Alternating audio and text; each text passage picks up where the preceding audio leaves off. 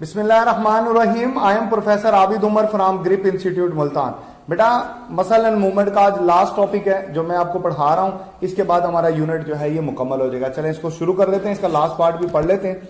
देखिए बेटा, energy for muscle contraction, ये आपकी बुक जो यूएचएस का सिलेबस है उसमें ये टॉपिक भी गिवन है। देखिए बेटा, एनर्जी के तीन जराए होते हैं, तीन सोर्स होते हैं जो कि मसल्स को प्रोवाइड किया जाता है। सबसे पहला और सबसे मोस्ट इंपॉर्टेंट जो सोर्स होता है बेटा वो एटीपी फ्रॉम एरोबिक रेस्पिरेशन है, कि एरोबिक ब्रेकडाउन होती है ग्लूकोज की, ये पहला सोर्स होता है और सबसे ज्यादा एनर्जी भी यहीं पर मिलती है।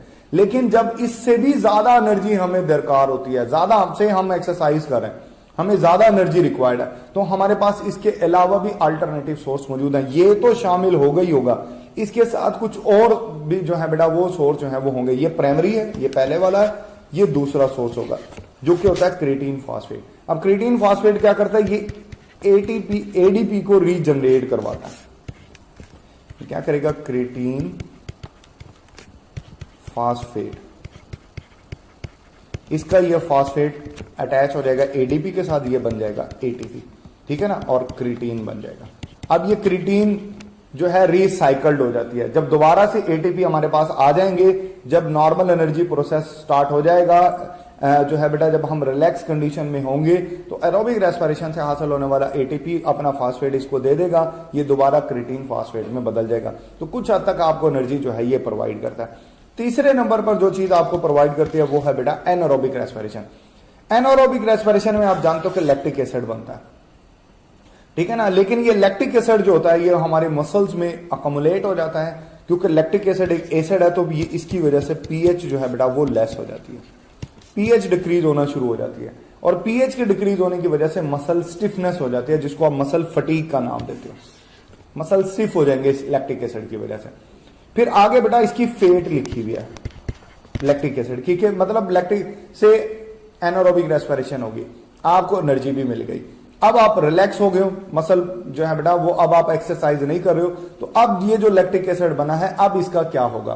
देखो बेटा, अगर लैक्टिक एसिड के हों 5 हिस्से कर दें, अगर आप 1 2 3 4 और 5, 5 इसके हिस्से कर दें, 5 पार्ट्स कर दें, तो ये जो पांचवां हिस्सा है इसको लिखोगे 1/5, ये ब्रेक होगा, इससे जो एनर्जी हासिल होगी बाकी जो 4 हिस्से हैं जिसको आप 4/5 लिखोगे, उसको जो है वो दोबारा ग्लूकोज के अंदर कन्वर्ट कर देगा। दोबारा बता रहा हूं कि आप लैक्टिक एसिड के 5 हिस्से कर देंगे ना, ये जैसे फिंगर है 1 2 3 4 5, ये जो पांचवां हिस्सा है ये टूटेगा, इससे जो एनर्जी हासिल होगी बाकी 4 हिस्सों को वो जो है बेटा दोबारा ग्लूकोज के अंदर जो है वो कन्वर्ट कर देगा। ये इसकी फेट होगी। चले आगे चलते हैं।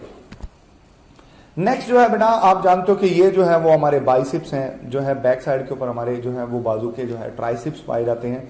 तो ये बेटा जो है मसल्स कैसे मूव करते हैं ये भी हमने मेमोराइज करना है, पढ़ना है इसको।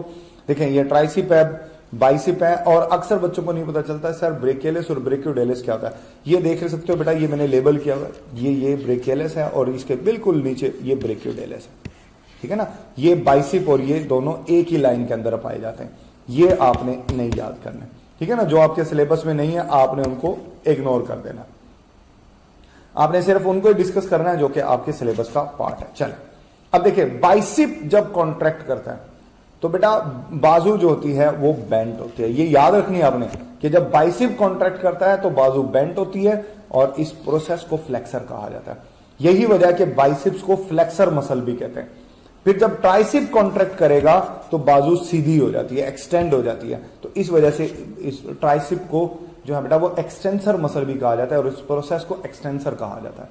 एक्सटेंशन होती है कि बाजू बिल्कुल स्ट्रेट ऐसे हो जाता है, ठीक है ना, ये बेंडिंग, और ये जो है बेटा वो स्ट्रेट हो जाता है। अच्छा, अब ये दोनों एंटागोनिस्टिकली मूव करते हैं कि जब जिस वक्त बाइसिप कॉन्ट्रैक्ट कर रहा होता है तो उस वक्त ट्राइसिप रिलैक्स कर रहा होता है, जिस वक्त ट्राइसिप कॉन्ट्रैक्ट कर रहा होता है उस वक्त बाइसिप जो होता है बेटे वो रिलैक्स कर रहा होता है। ये बात आपने याद रखनी है, ठीक हो गया।